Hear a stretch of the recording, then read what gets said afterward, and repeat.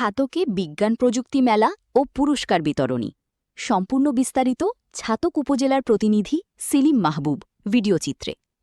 উদ্ভাবন নির্ভর বাংলাদেশ গঠনে বিজ্ঞান ও প্রযুক্তি প্রতিপাদ্যকে সামনে রেখে ছাতক উপজেলায় ৪৭তম জাতীয় বিজ্ঞান ও প্রযুক্তি সপ্তাহ ১৫ই এপ্রিল বুধবার ২০২৬ উপজেলা পরিষদ চত্বরে অনুষ্ঠিত হয়েছে।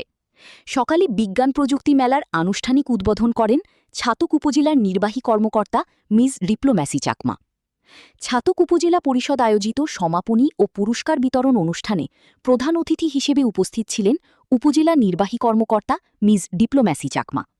এ সময় আরও উপস্থিত ছিলেন উপজেলা প্রাণী সম্পদ কর্মকর্তা ডাক্তার মিলন মিয়া, উপজেলা সমাজসেবা কর্মকর্তা শাহ শফিউর রহমান, সিনিয়র মৎস্য কর্মকর্তা মোহাম্মদ হানিফ মিয়া, মাধ্যমিক শিক্ষা কার্যালয়ের একাডেমিক সুপারভাইজার শোয়েব আহমদ, ছাতক প্রেসক্লাবের সভাপতি সৈয়দ হারুনর রশিদ, বিভিন্ন স্কুলের প্রধান শিক্ষক শিক্ষিকা সহ স্থানীয় গণ্যমান্য ব্যক্তিরা। অনুষ্ঠানে বক্তারা বলেন, বিজ্ঞান ও প্রযুক্তির উন্নয়নই দেশের অগ্রগতির মূল চালিকা শক্তি। শিক্ষার্থীদের বিজ্ঞান মনস্ক করে গড়ে তুলতে এই ধরনের আয়োজন গুরুত্বপূর্ণ ভূমিকা রাখে।